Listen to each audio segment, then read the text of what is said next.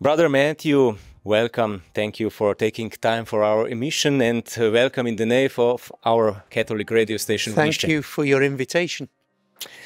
I read that you already wanted to come to Ljubljana in 1987 to participate in a meeting of Eastern and Western Europe, and your brothers didn't send you here. Yes. Now your wish came true. Yes. Yes. How do you experience the atmosphere of taizejske meeting in Ljubljana now? Is there anything different or treated differently than in, let's say, Rostock, Riga, or anywhere else?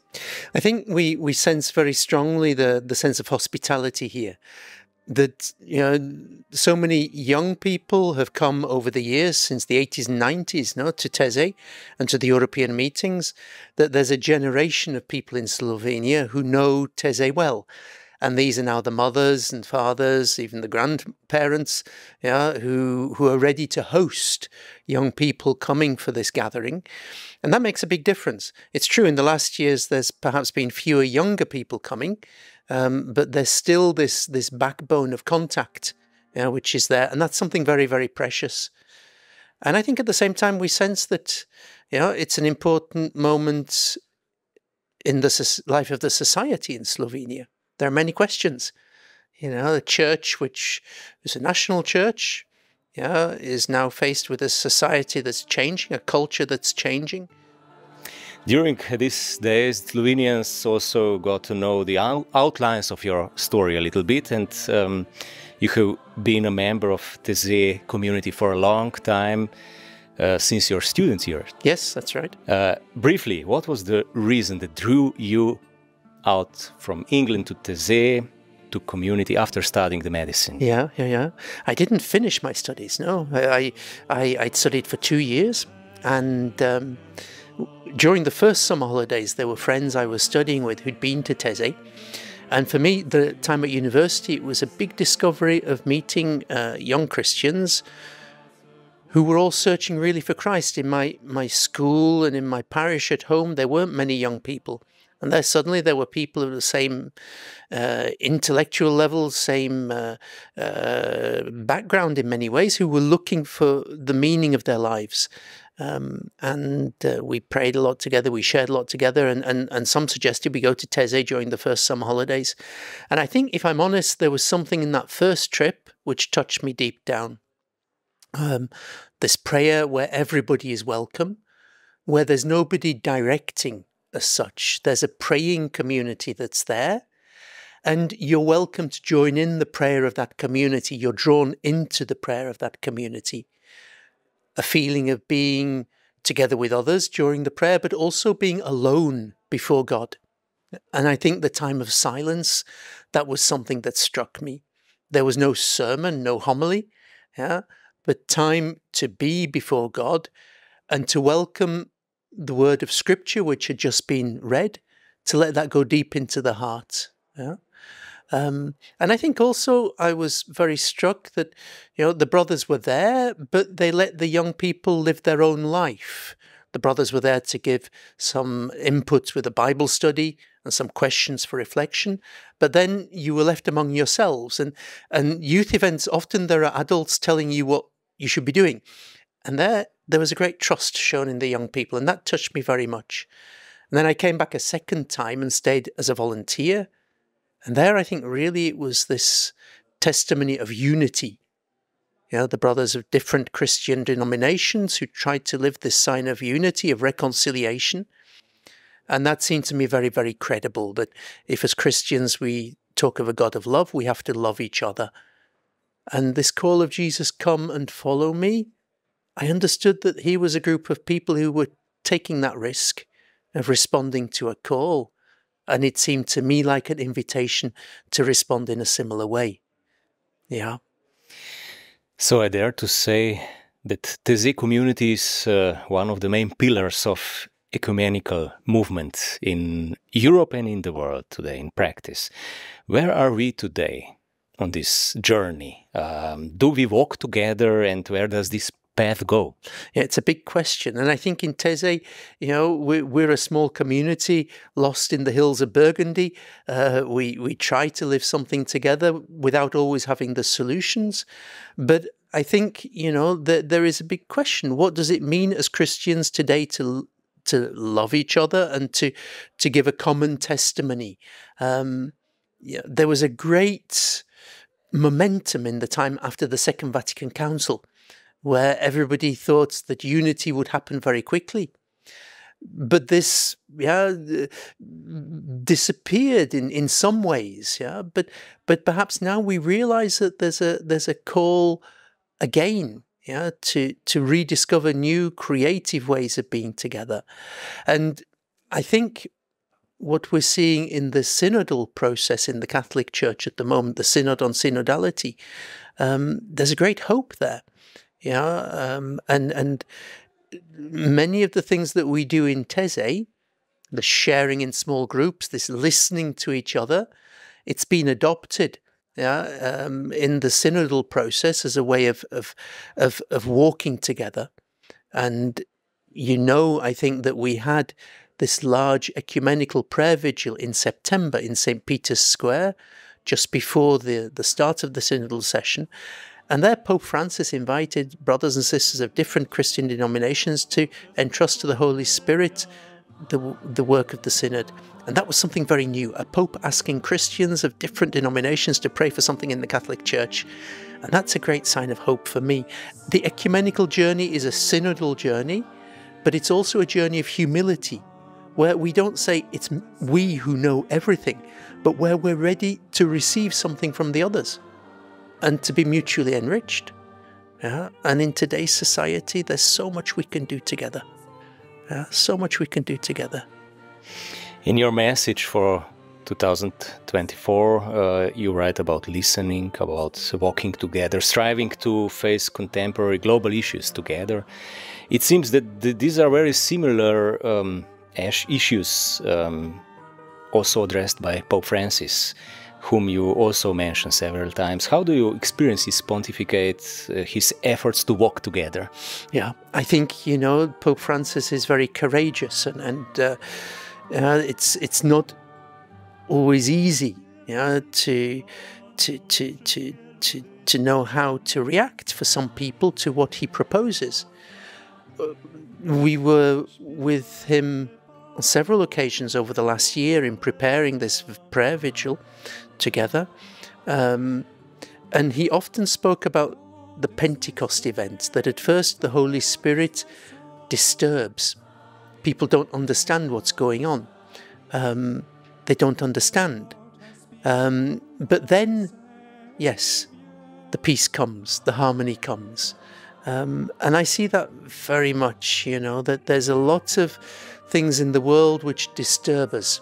There are a lot of things in the world which question us, also in the church, also in what's happening within the Catholic Church. But could it be that somehow the Spirit is working? Could it be somehow that the Spirit is speaking to us? And I think, we experience that with young people in Taizé. There's this great concern for the future of the planet, a great worry about climate change. But if we listen to them, then we realize that there's something very authentic in what they're listening. And it questions us as Christians, how do we see the creation? And then we rediscover that God entrusts to us the care of the earth. So we need to be with these young people. They teach us, they evangelize us in many ways. So this is the answer. How do you answer them to these questions, global question of global warming and so on? But I think we have to walk with them and listen to their intuitions. They sense intuitively what needs to be done, and to give them that space where they can express what they feel, where that's taken seriously. That can give the building blocks to what needs to be done. But if we just say, oh, no, they're young people, they don't really understand, they've got to be serious and all this, then we fall back into our old reactions and nothing changes, and it becomes the people with special interests who decide everything. Yeah, and no, there something has to change. So you listen, many young people, how should we walk together with our earth, with our common home, with the creation, nature? Yeah, it means making choices. It means making choices in the way that we live. You know, it would have been very easy to fly to Ljubljana. We could have gone much quicker, and it would have been perhaps even less tiring. But the choice was made for us, brothers. We will come by bus. You know, okay, the bus uses petrol, but if we're 50 people in a bus, then the carbon footprint is less than it would be if I came in a car on my own. You know, and there are choices there to be made, where we have to decide what can I do at my level to take care of the planet. It's not all of us that can do everything, but each one of us can do a little something. And if we make the good choices, then that will have an impact on the economics of the situation. Yeah, and that will force the big actors, to change their way. Yeah. This is what young people hear and see very well. Yeah, it's true, and they're authentic. They're real, in what they do. The fruit of life belongs to those who live their lives in fullness, you wrote. What does it mean to live fully? Yeah, I think when we look in the gospel, when we look in John's gospel, Jesus said, I came that they may have life and that they may have it in abundance. It's a fullness of life, that Jesus invites us to welcome. I think of one of the church fathers, Saint Irenaeus of Lyon, not far from Taizejske, and one of his very famous phrases is, the glory of God is a human being who is fully alive. Yeah, and the life of a human being, it's the vision of God. Those two things go together. God rejoices when we live fully, when we blossom, when we can live from the gifts that God gives to us. And of course, there are wounds in all of us. We all have our history. There are always things which hold us back. But how can we, and this is where the listening comes in, I think, and the listening and the walking together. The Holy Spirit is also there to heal our wounds, and that often comes through a listening. When we discover somebody who can listen to us, who gives us that space so that we can express what we have deep within us. It may be that we express our difficulties, but as we express those difficulties, we let go of them. And we begin again to discover that, yes, I'm alive. There's a joy. There's something which is given to me. I can be thankful. Yeah. And that takes time sometimes. It's not a miracle cure, but it's a journey. But today, smartphones and screens take a lot of time of young people. How should young people today, in this age, live life in full, in today's fullest? I think it's not only a question for young people. I see it's also a question for brothers of Taizejske as well. We have smartphones, we have computers, but it's true, that very often we're locked into this virtual world, which can in fact increase our isolation. Or friendship becomes something that we obtain at the click of a button, or we unfriend somebody also by clicking a button.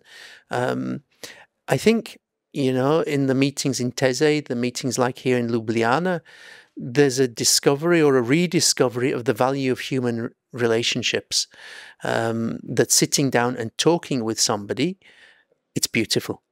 Yeah, it's something which brings joy, and we discover a common path. I think for young people today, again, they understand that intuitively, but there's a far greater tendency, to live in front of the screen, to live in front of our phone, to live in our own room. Far greater tendency than when I was young. For example, and when you had to go out to discover others. When you had to go on a long journey to discover another culture, another country, you can have the impression that it's there on your phone already and you're learning, but are you learning really? There's nothing that replaces human contact. I think. And so how should elderly help young people against those addictions to phones? Yeah, but I think it's a journey which each person has to make for themselves. Because if we start, becoming all moralistic and saying this is bad for you, you shouldn't be doing this, it's not necessarily going to help. Of course, there are moments when we need to say something, and perhaps for families bringing up their children, then there are certain rules that need to be made. But as well, to trust in the instinct of each person, and that if they're given the opportunity, then they will know how to react. If somebody's isolating themselves in their bedroom all the time, why are you doing that? What's the question? There we need to ask and see how they react, Yeah. But technology can be wonderful. My parents live in Australia. They're over 80 years old. And now every Sunday I can see them on my phone. And that's beautiful, and I can't go every weekend to Australia to visit them, but I can see them. And that gives me a much better impression of how they are than when we speak on the telephone or something like that. So not only negative. No, there's lots of very positive things. And, and if I walk around with my cell phone, then I know that if somebody needs to reach me, they can do that. It sets me free in some ways. But I have to be careful not to become surgically attached, to my phone. Taizé brothers belong to the international monastic community founded in France in the mid-40s by Brother Roger. With this, he gave a concrete form of life where reconciliation would reign among people. In Slovenia, reconciliation is still a very open and painful issue. It takes time, you say, but it is difficult just to wait. And on the other hand, we see so many efforts, perhaps also supported by certain partial interests that do not bear fruit. Mm-hmm. It's interesting. We began our gathering in the Zavod Svetega Stanislava, and I was captivated by this building as soon as we walked into it, and I thought, this looks like it's an Austrian building. And I thought, what's the history of this place? And when you walk in, then it gives the timeline, of what happened there, And I looked at this, and on the 27th, when we met with the people who came 2 days early to help welcome the main group, I told the story of this school, that began under the Austro-Hungarian Empire, built by the Slovenian Archbishop of Ljubljana. It was a church school. During the First World War, it became a hospital. In the Yugoslav kingdom, it became a school again. Then it was when the Nazis came, it was the Gestapo headquarters for Serbia, Bosnia, and Serbia, Croatia, and Slovenia. And then the Yugoslav communist authorities used it as a concentration camp, and many people were sent to their deaths. Among them, many Catholics. And then it became an army camp. And it was only in 91 that it became the school again. And I told this story, and there was an old friend who was in the assembly when I was speaking, and she brought with her a friend of 40 years.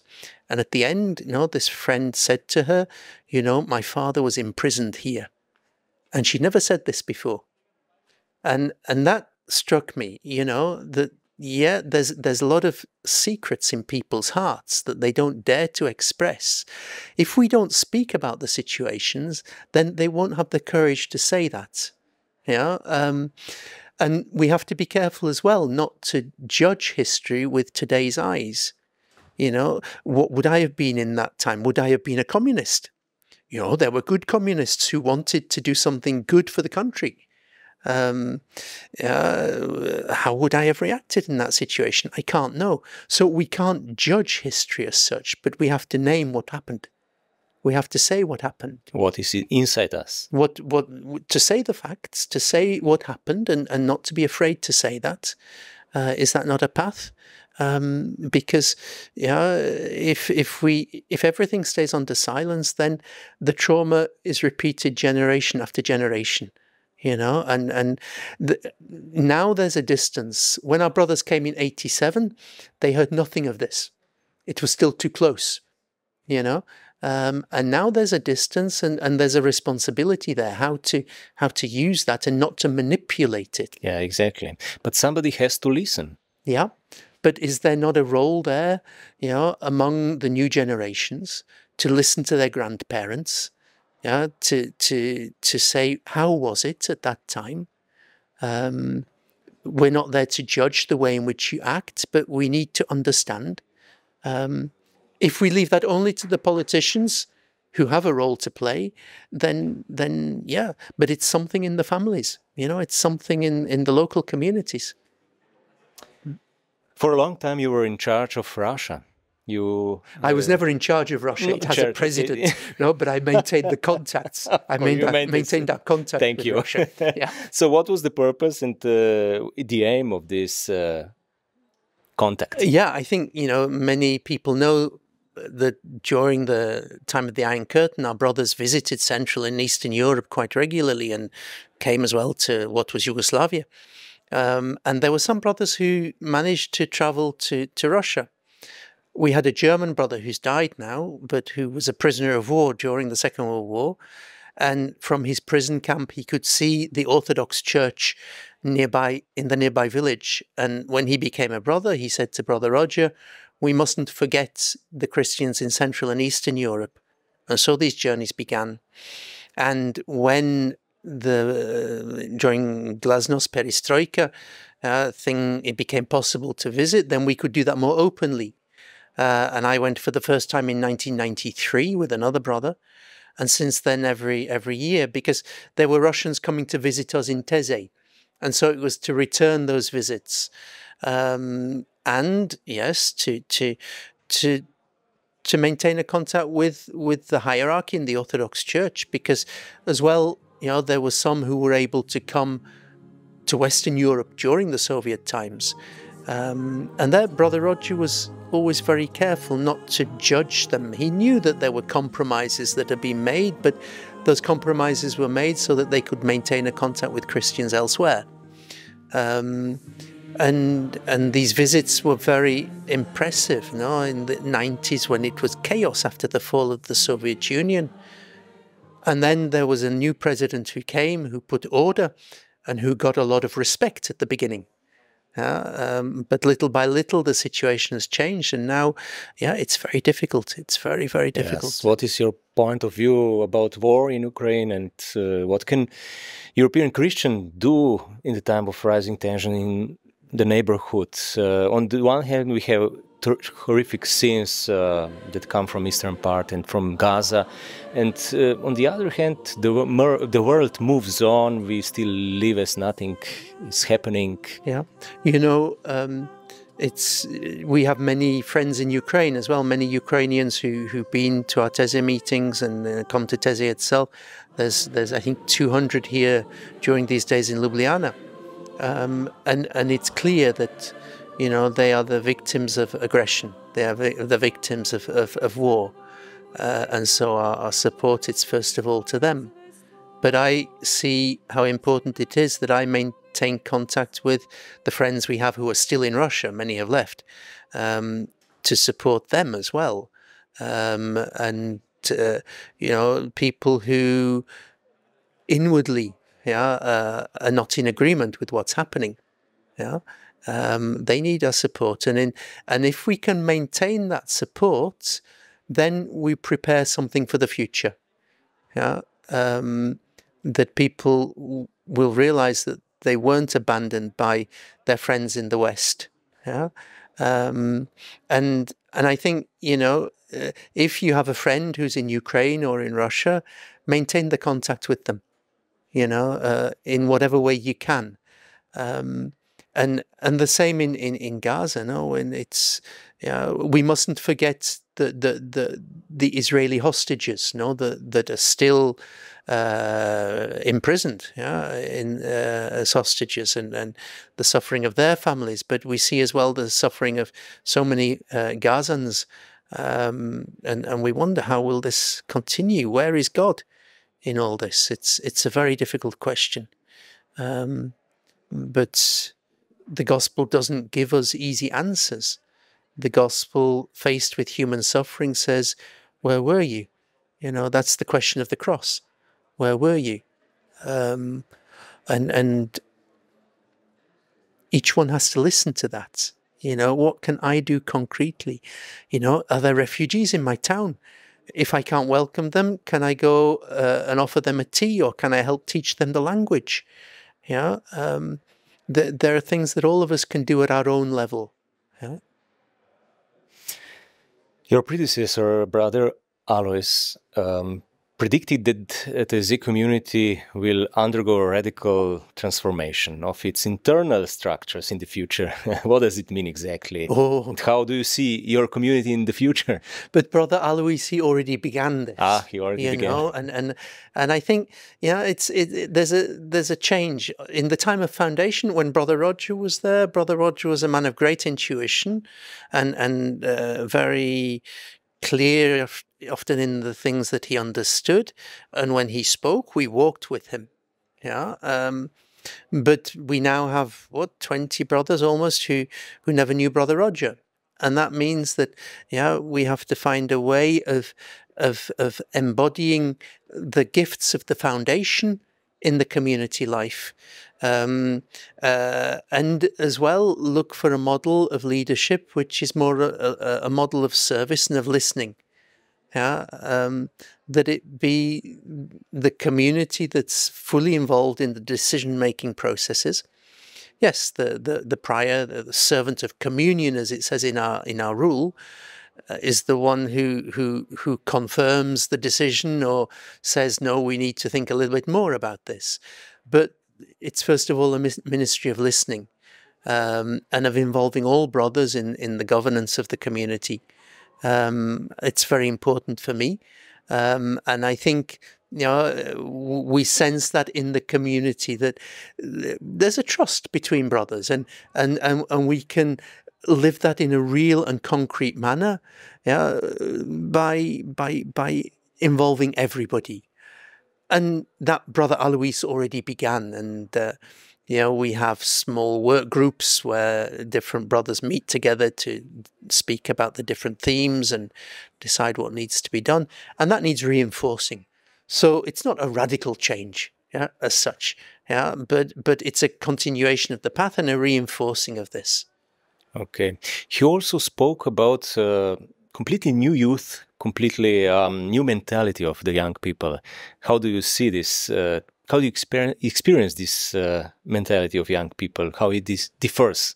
Yeah, it's true. It's not always easy, because a lot of the reference points which my generation grew up with, in all different spheres of life, have changed. And what was clear is no longer clear. And, immediately if we think about the question of gender, for example, it's not something which is so simple. And human realities are very complex. So what do? Do we stick with our old models and say this is how it must be? Or again, do we attempt to listen and to understand? And I think sometimes if young people find a listening ear, then they stop and they reflect themselves, and they'll be able to assume the decisions, to take on the decisions that they make, which won't be simple rebellion or rejection, but will be part of who they are deep down. And that's the thing. I think not to say too quickly, you should do this or you should do that. And I think as well, the interconnectedness today, we look for quick results. That's true in society, and it's true for young people. And, if something isn't good now, the tendency is to want to change immediately. And okay, that's okay if our computer breaks and we need a new computer. But when we're talking about friendships or relationships, all relationships need to be built, and they know their ups and their downs. And when there is a down, it doesn't necessarily mean that everything is ended. But we need to work. We need to work. We need to cultivate the garden. We need to water the seeds so that it grows. And those are changes, I think, but not negative as such. They're changes, you know. And how do we welcome those? How do we adapt to those? What do they teach us as well? The issue of listening. Yeah, I think so. Okay, thank you for all the listeners and those who watch this. And first of all, thank you, Brother Matthew. Thank you. I know that you still cannot say where the taizej meeting will be the next year, but however, how do you choose, for the last question, the cities? Will there be in the future also among the possibilities eastern cities in the eastern part of Europe? Yes, of course. I mean, the choice of the next city, again, it was an exercise in giving our brothers the decision, to make, and we had, several cities which offered the possibility, and so I asked the brothers who have contact with those countries to say a little bit about each place.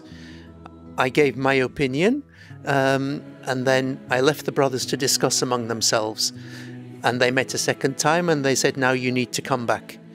And so I listened to what they said, and the choice, it fell on the city that we will announce.